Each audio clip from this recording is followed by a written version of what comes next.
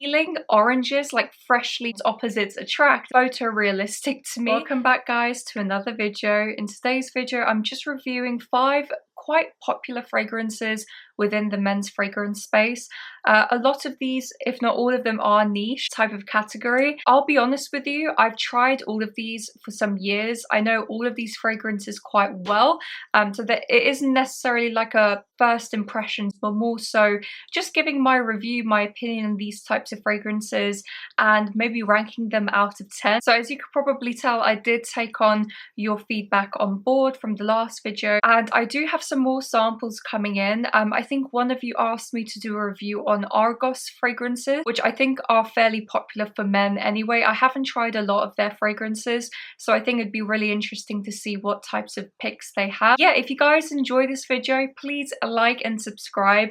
As I said in every single video, it super helps with the channel and it gets me out to you guys, fellow fragrance fanatics. So we'll just jump straight into the video. So the first one is Pikovaya Dama from Xerjoff. I absolutely adore Xerjoff. A few years ago I did like a Xerjoff men's fragrance type of video where I was ranking my favorites out of their brand.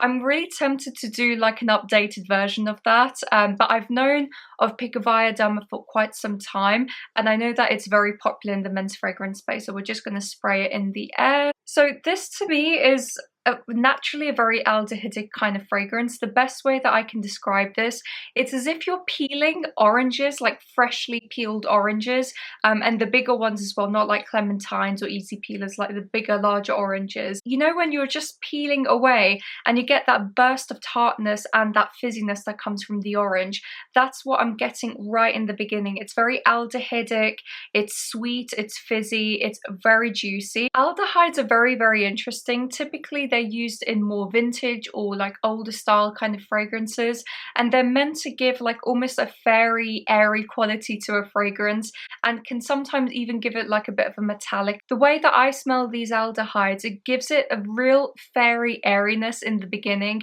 super tart, very fresh, almost as if you're actually peeling a real orange in the very beginning. But then it also gives the fragrance a real coolness, a cold vibe. Aldehydes tend to do that very, very well. So if you want a fragrance to not smell too warm or too enveloping, aldehydes cut out that completely. It just makes it very fresh, cold, almost metallic, and I really enjoy that in Pikovaya Dama. But soon enough you get warmer, woody kind of nuances and almost a bit musky as well. So what I find really interesting about this fragrance is you have the fruity, tart, almost metallic opening from the aldehydes, and then on top of that, well, towards the end, you have like this musky, sweet, enveloping base, which is really interesting. It's literally polar opposites. In this circumstance, opposites attract, and it really makes a very beautiful fragrance. So, I mean, I've always really loved this fragrance. I can picture myself wearing it a lot of the time. My partner would absolutely love this fragrance. He enjoys more of a fresher, fruitier type of fragrance, and this one is just unbelievable. In the beginning, it really also reminds me of JTC 400. That's a fragrance that I tend to talk a lot about on my channel, and again, that has like a bergamot, orangey, fresh citrus opening and almost a little bit aldehydic like with this one. Out of 10, maybe this is me being biased because I absolutely adore Xerjoff, but I would give it a solid 9. I think it's unique, I think it's versatile, signature scent worthy, and also quite long lasting. So yeah, that is Pikovaya Dama from Xerjoff. So the next fragrance that we have is from Parfums de Marly, and this is probably by far their most popular fragrance, if not might be alongside Pegasus and those types of fragrances. This is Herod. I see why a lot of men love this fragrance. I'm just going to spray it in the air and I'll tell you exactly the kind of feeling that I get from this. So to me, this is so simple to describe, right? And a lot of you might be like, well, it's not that simple. And I have the best description of this fragrance. To me, this smells like apple strudel. And the reason why I say that is because we grew up making a lot of apple strudel. It's something that we tend to make a lot in Slovenia. It's a really lovely dessert. I think it's originally Austrian, but a lot of Slovenian people love to make it. And with making apple strudel, you have raisins and obviously the apples and the cinnamon and the spices that go into it.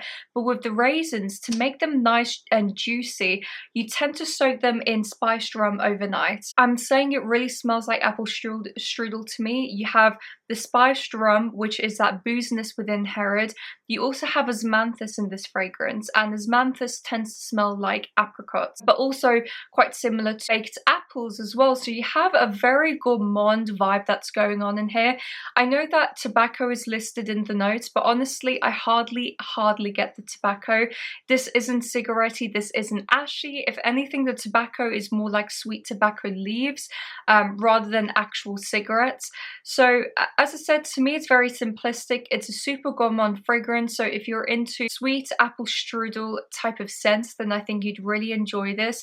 I would say definitely leans more autumn and winter rather than spring or summer, because it is quite heavy and it's very sweet. So if you're not into those types of fragrances, then I don't think you'd enjoy this. I think it's done very, very well, to the point where it smells photorealistic to me. Out of 10, I would give this a solid 8, I would say. Yeah, a solid 8 out of 10. I think this is a fantastic release from Parfums de Marly, and yeah, that's Herod. So sticking with that boozy theme, I also have Enigma from Roja.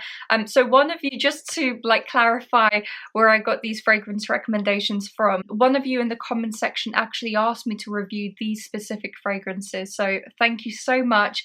That is the reason why I have all of the fragrances that you suggested. But as I said, I've known these fragrances for a long time. These aren't my first impressions. But anyway, Enigma is probably the most popular out of all of the Roja fragrances for men. Obviously, you have the other like Amber Oud, Elysium for men as well. That's really popular. And this one is a real boozy fragrance. So I'm just going to spray it in the air for you guys. Me, this is a very photorealistic, you know, those Coca-Cola type of sweets that you had when you were a child. This is very, very Coca-Cola-esque, sweet, tangy in the beginning, and has an underlying booziness. So this is almost like an adult version of those Coca-Cola sweets. Maybe it's the mixture of the spices and some resins in the base. For me, this is a very warm, sticky, sweet type of fragrance. I think it also has vanilla or vanillin in the base. So that is what kind of mellows out this fragrance. I wouldn't say it's an obnoxious fragrance. I would just say it's very gourmand and boozy leaning. What I also really love about this fragrance is you have ginger, and I absolutely adore ginger in fragrances. I think it gives like another dimension, giving it a little bit more of a tartness, spiciness to the overall fragrance. And almost sometimes what can happen is when you have sweet notes in the base like vanilla, etc., it gives this candied ginger type of vibe in the fragrance, and I absolutely adore this. It really complements well the booziness. I think there's like cognac or something in here as well.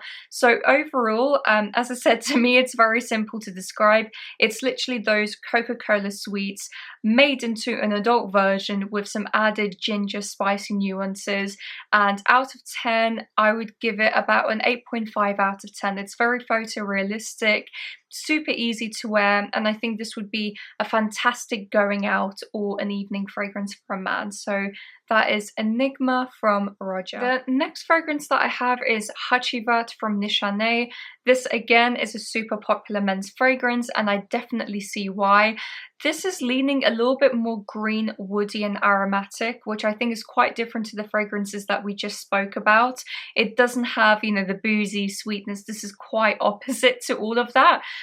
This is a heavily citrus type of fragrance. So you have pineapple, you have bergamot in the top. It's very bright and airy, but also to me it smells very green. I know that it's classed as like a woody fragrance, and I guess it would be classed as woody, but you have a very green vibe to this fragrance. I have a fragrance that I actually bought for both me and my partner called Piranha from Boys 1920, and that one is almost identical to Hacivat, but I almost prefer it because it has the tartness from the blackcurrant, the bergamot, whereas I feel like with Hacivat it almost loses its tartness in the beginning and then becomes quite green and a little bit overwhelming. It's a little bit too heavy on the patchouli. The way I can describe this fragrance, it smells like candied lemons just completely covered in grass and moss. It's a very green, enveloping kind of fragrance. It is very nice, but as I said, my partner doesn't particularly love this fragrance, and that's coming from somebody who really enjoys a fresher type of note. Overall, I think it's a really lovely fragrance. To me, it's a little bit too heavy on the patchouli, so sometimes I think if guys aren't really big fans of patchouli, maybe you might not want to wear this fragrance. And out of 10, I'll give it maybe a 7. So yeah, that is Hacivat from Nishane. So the last fragrance that I'll talk about is Bodacious from Boadicea the Victorious. This is a really fantastic fragrance. I got a sample as soon as it launched. I think it was back in 2021, and I really enjoyed this fragrance. The only thing is that it is quite expensive. So I already had Lost Cherry from Tom Ford, and I didn't think it'd be wise to buy another very similar fragrance. So probably from my description there, you already know that this is a very cherry boozy type of fragrance. I would say it definitely gives Lost Cherry a run for its money, because this has some added nuances in it. So it's both boozy but also quite woody and dark. This is richer and deeper than Lost Cherry in my opinion.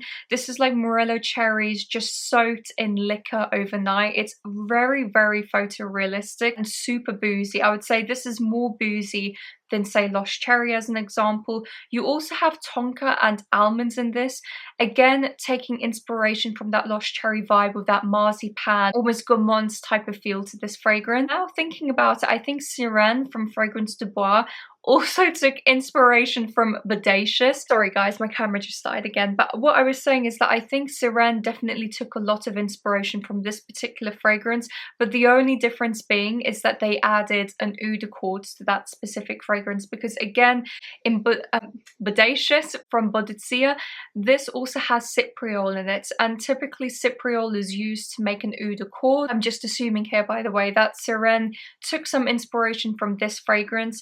Out of all of the cherry fragrances, I think this is probably the best. It's super boozy, very thick and indulgent. It's very, very sweet. So if you're not into sweet fragrances, you will definitely not enjoy this. Very much balanced. To me, it's not overly sweet. It's not overly sticky or too gourmand in my opinion. And I think it's a very easy to wear fragrance. And I find it funny as well because it launched what would be now like 3 or 4 years ago, but it seems to have cropped up back into the trends, and I've seen that a lot with different fragrances. What would have been popular and just launched, you know, a few years ago have now cropped up, now are trending kind of fragrances, which quite interesting to say the least. All of this to say, I think it's a fantastic fragrance, and out of 10, I would give it a solid 8.5 out of 10. So yeah, that is Bodacious from Boadicea. So gents, that is it for today's video. As I said, if you did enjoy it and if you do want to see more content, please like and subscribe below. Gosh, I can't even speak anymore. As I said, I will be doing some more, I guess, spotlight type of fragrance videos where I might do Argos fragrances, and as an example, or I might do other hyped or very popular fragrance brands. Wish you guys a fantastic week. Oh, before I go, I will be doing, excitingly, a very long vlog, and I'll be shopping in London, so I'll be doing a lot of fragrance content there. So keep tuned, because it is going to be a very long vlog style video, and I think that you guys would really enjoy it, because I will feature both men's and women's fragrances when I'm going. So wish you guys a fantastic week, and I'll see you later. Bye guys.